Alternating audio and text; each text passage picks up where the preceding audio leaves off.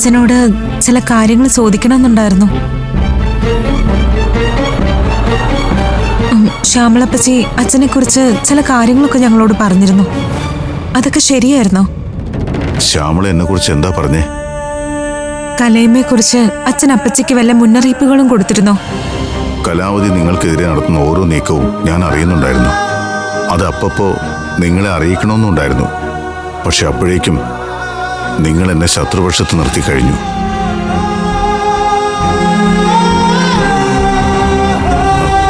നിങ്ങളെ ആരെയും ഞാൻ കുറ്റം പറയില്ല. കാരണം എനിക്കെതിരെ അത്രയും വലിയ ഉപജാപമല്ലേ കലാവതി നടത്തിയത്. അവളുടെ ബ്രെയിൻ വാഷിങ്ങിൽ നിങ്ങളെല്ലാം വീണുപോയി.